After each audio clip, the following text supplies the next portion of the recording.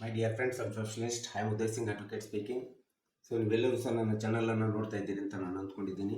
So ನೀವೆಲ್ಲರೂ ಸಹ share ಮಾಡಿ, ಕಮೆಂಟ್ ಮಾಡಿ ಮತ್ತು ನನ್ನ ಚಾನಲ್ಗೆ ಸಬ್ಸ್ಕ್ರೈಬ್ ಆಗೋದನ್ನು ಮರಿಬೇಡಿ ಅಂತ ಹೇಳ್ತಾ, ಸೊ ಇವತ್ತು ನಾನು ಇನ್ನೊಂದು ವಿಷಯವನ್ನು ತೆಗೆದುಕೊಂಡು ನಾನು ನಿಮ್ಮ ಮುಂದೆ ಬಂದಿದ್ದೀನಿ. ನಾನು ಆಯ್ಕೆ ಮಾಡ್ಕೊಂಡಿರ್ತಕ್ಕಂಥ ವಿಷಯ ಅಂತಂದರೆ, ಇವತ್ತು ನೆಗೋಷಿಯಬಲ್ ಇನ್ಸ್ಟ್ರೂಮೆಂಟ್ ಆ್ಯಕ್ಟ್ 1881 ಒಳಗಡೆ ದೂರುದಾರ ಮತ್ತು ಆರೋಪಿಗೆ ಇರ್ತಕ್ಕಂಥ ಪ್ರೊಸೀಜರಲ್ ಆಸ್ಪೆಕ್ಟ್ ಏನು ಅಂತೇಳಿ ನಾನು ಈ ವಿಡಿಯೋ ಮೂಲಕ ಹೇಳಲಿಕ್ಕೆ ಇಷ್ಟಪಡ್ತಾ ಇದ್ದೀನಿ.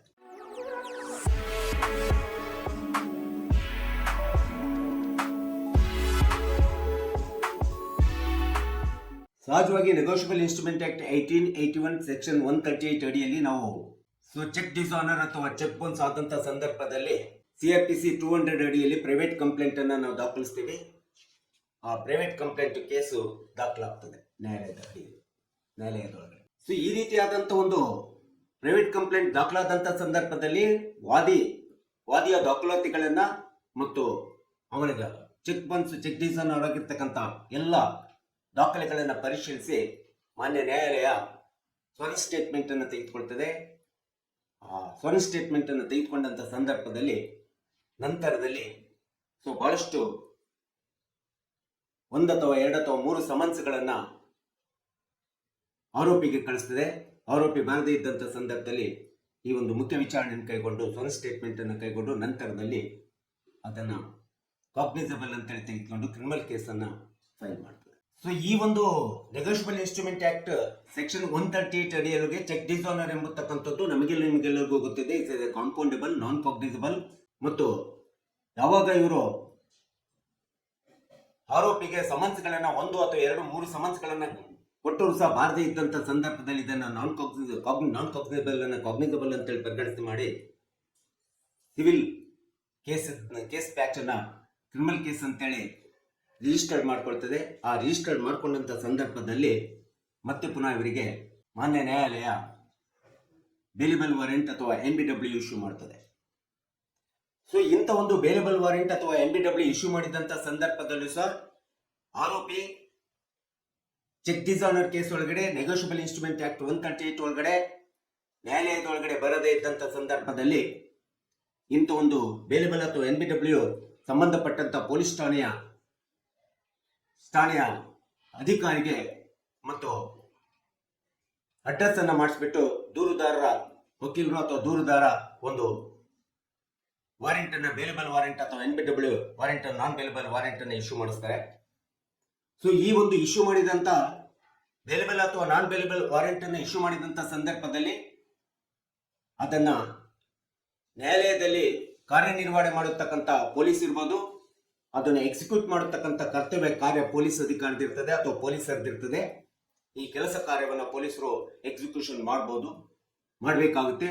ಮಾಡದೇ ಇದ್ದಂಥ ಸಂದರ್ಭದಲ್ಲಿ ಅದಕ್ಕೆ ಸಂಬಂಧಪಟ್ಟಂತ ಕಾರಣವನ್ನ ರಿಪೋರ್ಟ್ ಅನ್ನು ಬರೆದು ಮಾನ್ಯ ನ್ಯಾಯಾಲಯಕ್ಕೆ ಸಲ್ಲಿಸತಕ್ಕಂಥದ್ದು ಇಟ್ ಇಸ್ ಎನ್ ಪ್ರೊಸೀಜರ್ ಅಲ್ಲ. ಒಂದು ವೇಳೆ ದೂರುದಾರ ಸರಿಯಾದ ರೀತಿಯಾದಂಥ ಅಡ್ರೆಸ್ ಅನ್ನು ಕೊಟ್ಟಿರೋದಿಲ್ಲ ಅಥವಾ ಅವರ ಮನೆಯನ್ನ ಸರಿಯಾದ ರೀತಿಯಾದಂಥ ಗುರುತಿಸಲಿಕ್ಕೆ ಆಗ್ತಿರೋದಿಲ್ಲ, ಅಂತ ಸಂದರ್ಭದಲ್ಲಿ ಕಂಪ್ಲೇಂಟು ತನ್ನ ವಕೀಲರ ಸಂಪರ್ಕವನ್ನು ಪಡೆದು ತನ್ನ ಸಂಪರ್ಕವನ್ನು ಪಡೆದ ನಂತರ ಆರೋಪಿಯ ಅಡ್ರೆಸ್ ಅನ್ನ ತೆಗೆದುಕೊಂಡು ಆ ಆರೋಪಿಯ ಅಡ್ರೆಸ್ ಎಲ್ಲಿದೆ ಎಂಬತಕ್ಕಂಥ ಸಮರ್ಥವಾಗಿ ತಿಳಿಸಿ ಆ ಆರೋಪಿಯ ಅಡ್ರೆಸ್ ಅನ್ನ ಸರಿಯಾಗಿ ವಕೀಲರಿಗೆ ಕೊಟ್ಟು ಆ ವಕೀಲರ ಮೂಲಕ ಮತ್ತೆ ಪುನಃ NBW ವಾರೆಂಟ್ ಅನ್ನ ಇಶ್ಯೂ ಮಾಡಿಸಿದಂತ ಸಂದರ್ಭದಲ್ಲಿ ಆ ವಾರೆಂಟ್ ಅನ್ನ ಎಕ್ಸಿಕ್ಯೂಟ್ ಮಾಡಲಿಕ್ಕೆ ಪೊಲೀಸರಿಗೆ ಸಹಕಾರ ಮಾಡತಕ್ಕಂಥ ಮತ್ತು ಅಡ್ರೆಸ್ ಅನ್ನು ಸರಿಯಾಗಿ ತೋರಿಸತಕ್ಕಂಥ ಸಕ್ರಿಯವಾದಂಥ ಕೆಲಸ ಕರ್ತವ್ಯವನ್ನ ದೂರುದಾರ ಪೊಲೀಸ್ ಠಾಣೆಗೆ ಮತ್ತು ಪೊಲೀಸರಿಗೆ ಸಹಕರಿಸಬೇಕಾಗುತ್ತೆ. ಇದು ಸಹಕರಿಸತಕ್ಕಂಥದ್ದು ಸಹ ಒಂದು ಕಾನೂನಿನ ನಿಯಮ ಪ್ರಕ್ರಿಯೆ ಅಂತೇಳಿ ನಾವು ಹೇಳಬೇಕಾಗುತ್ತೆ.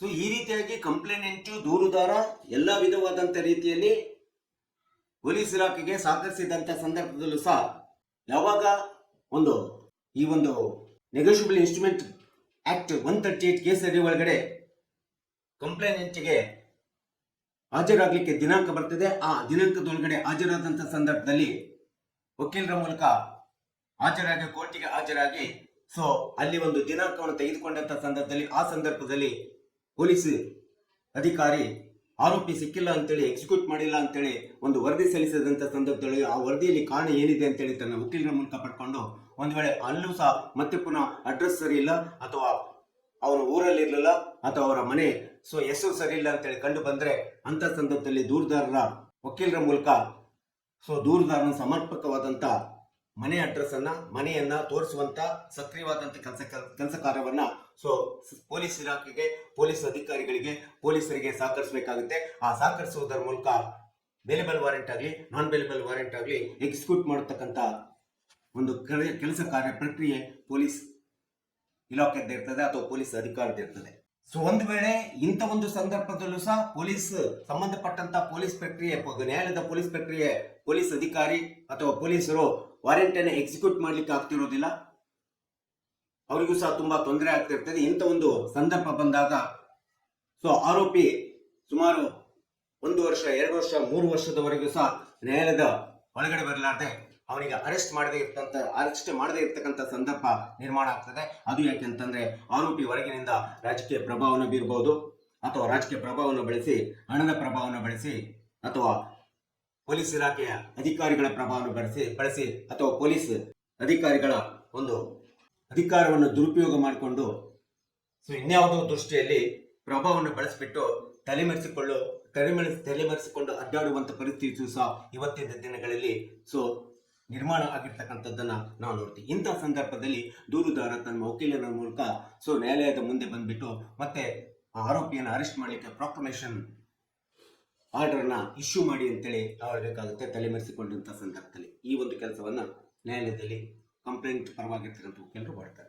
ಒಂದು ವೇಳೆ ಇಷ್ಟೆಲ್ಲ ಪ್ರಕ್ರಿಯೆ ದೂರುದಾರ ಆರೋಪಿಯ ಒಳಗೆ ತರಲಿಕ್ಕೆ, ನ್ಯಾಯಾಲಯದ ಒಳಗೆ ತರಲಿಕ್ಕೆ ಪ್ರಯತ್ನ ಮಾಡಿದ್ರು ಸಹ ಈ ಒಂದು ನೆಗೋಷಿಯಬಲ್ ಇನ್ಸ್ಟ್ರೂಮೆಂಟ್ ಆಕ್ಟ್ ನಲ್ಲಿ ಒಂದು ವೇಳೆ ಸಂಬಂಧಪಟ್ಟಂತ ಪೊಲೀಸ್ ಇಲಾಖೆಯ ಅಧಿಕಾರಿಗಳು ಮತ್ತು ಪೊಲೀಸ್ ಅಧಿಕಾರಿಗಳು ಅಧಿಕಾರವನ್ನು ದುರುಪಯೋಗ ಪಡ್ಕೊಂಡು ನ್ಯಾಯಾಲಯದ ಪ್ರೊಸೆಸ್ಗೆ ತೊಂದರೆ ಬರುವ ರೀತಿಯಲ್ಲಿ ನೆಗೋಷಿಯಬಲ್ ಇನ್ಸ್ಟ್ರೂಮೆಂಟ್ ಆಕ್ಟ್ ಒಳಗಡೆ IPC ಸೆಕ್ಷನ್ 71 ಹಾಕಿ ಬೇಲೆಬಲ್ ವಾರೆಂಟ್ ಅಂತ ಹೇಳ್ಬಿಟ್ಟು ಸ್ಟೇಷನ್ ಅಲ್ಲಿ ಅರೆಸ್ಟ್ ಮಾಡಿ ಪರ್ಸನಲ್ ಶ್ಯೂರಿಟಿಯನ್ನು ತೆಗೆದುಕೊಂಡು ಪರ್ಸನಲ್ ಬೇಲ್ ಬಾಂಡ್ ಮೇಲೆ ಒಂದು ವೇಳೆ ಆರೋಪಿಯನ್ನ ಹೊರಗೆ ಕಳಿಸುವಂತ ಒಂದು ಪ್ರಕ್ರಿಯೆ ಏನಾದರೂ ಆಯ್ತು ಅಂದ್ರೆ ಇದು ನ್ಯಾಯಾಲಯದ ಪ್ರಕ್ರಿಯೆಯನ್ನ ದುರುಪಯೋಗ ಮಾಡಿಕೊಂಡಂಗಾಗುತ್ತೆ ಮತ್ತು ಈ ರೀತಿಯಾದಂತ ಆರೋಪಿಯನ್ನು ಬಿಡುಗಡೆ ಮಾಡತಕ್ಕಂಥದ್ದು ನೆಗೋಷಿಯಬಲ್ ಇನ್ಸ್ಟ್ರೂಮೆಂಟ್ ಆಕ್ಟ್ 138 ಅಡಿಯಲ್ಲಿ ಕಾನೂನು ಬಾಹಿರ ಆಗ್ತದೆ ಮತ್ತು ಇತರೆ ವಕೀಲರಿಗೆ ಇದು ಒಂದು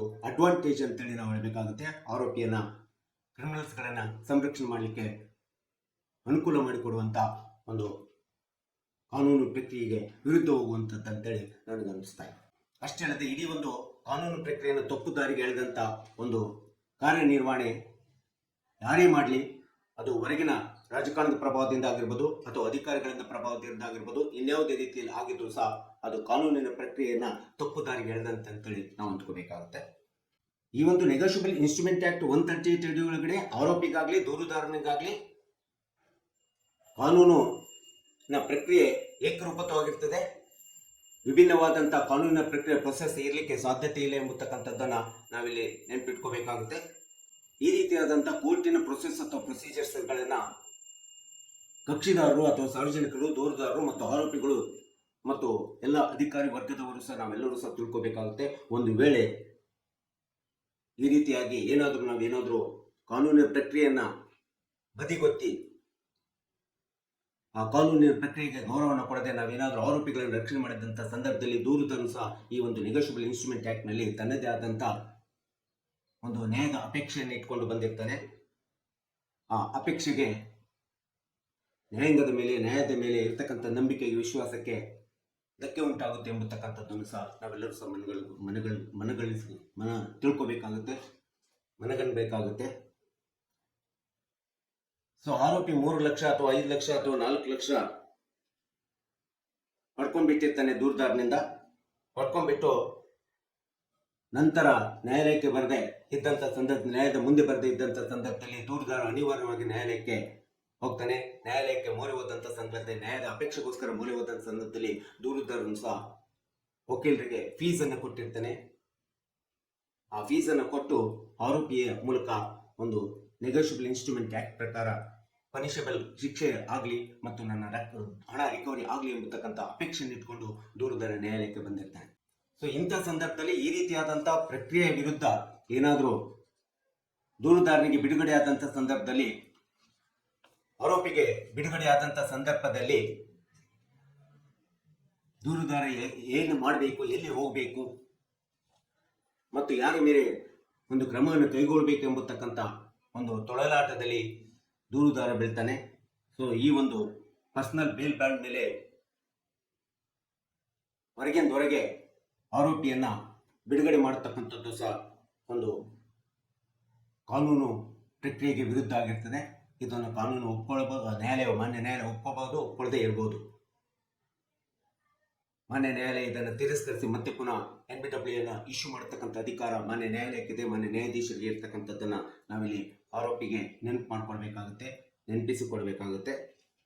ಸೊ ಈ ಒಂದು ಹಿನ್ನೆಲೆಯಲ್ಲಿ ನಾವು ನೋಡಿದಾಗ ಇವತ್ತು ದೂರುದಾರನಾಗಲಿ ಅಥವಾ ಆರೋಪಿಗಳಾಗಲಿ ನೆಗೋಷಿಯಬಲ್ ಇನ್ಸ್ಟ್ರುಮೆಂಟ್ 138 ಕೆಳಗಡೆ ಈ ರೀತಿಯಾದಂಥ ಕಾನೂನಿನ ಪ್ರಕ್ರಿಯೆಗೆ ವಿರುದ್ಧವಾಗಿ ನಡ್ಕೊಂಡ್ರೆ ಅದು ಬಹಳ ದಿನ ನಡೀಲಿಕ್ಕೆ ಸಾಧ್ಯ ಇಲ್ಲ. ಒಮ್ಮೆ ನೀವು ರಕ್ಷಣೆ ಆಗ್ಬೋದು, 2 ಬಾರಿ ರಕ್ಷಣೆ ಆಗ್ಬೋದು ಆರೋಪಿಗಳು, 3ನೇ ಬಾರಿ ನ್ಯಾಯಾಲಯದ ಮುಂದೆ ಬರಲೇಬೇಕಾಗುತ್ತೆ. ಇದು ಕಡ್ಡಾಯವಾಗಿರ್ತದೆ. ಸೊ ಇದನ್ನು ನೀವು ನೆನಪಿಟ್ಕೊಂಡು ಈ ಒಂದು ಯಾವುದೇ ಒಂದು ನೆಗೋಷಿಯಬಲ್ ಇನ್ಸ್ಟ್ರುಮೆಂಟ್ ಆಕ್ಟ್ ಒಳಗಡೆ ಈ ಒಂದು ಡಿಸ್ಟ್ರಿಕ್ಟ್ ಡಿಸೈನರ್ ಆದಂಥ ಸಂದರ್ಭದಲ್ಲಿ ಇದಕ್ಕೆ ಸೂಕ್ತ ಪರಿಹಾರ ಕೊಡ್ತಕ್ಕಂಥದ್ದು ವಕೀಲರು ಮತ್ತು ನ್ಯಾಯಾಲಯ ಮತ್ತು ನ್ಯಾಯಾಧೀಶರು ಎಂಬತಕ್ಕಂಥದ್ದನ್ನು ನೀವು ಮರಿಬಾರ್ದು. ಸೊ ಈ ರೀತಿಯಾದಂಥ ಕಾನೂನಿನ ಪ್ರಕ್ರಿಯೆಯಿಂದ ತಪ್ಪಿಸಿಕೊಳ್ಳುವಂಥ ಕೆಲಸ ಕಾರ್ಯವನ್ನು ಇವತ್ತು ಆರೋಪಿಗಳಾಗಲಿ ಅಥವಾ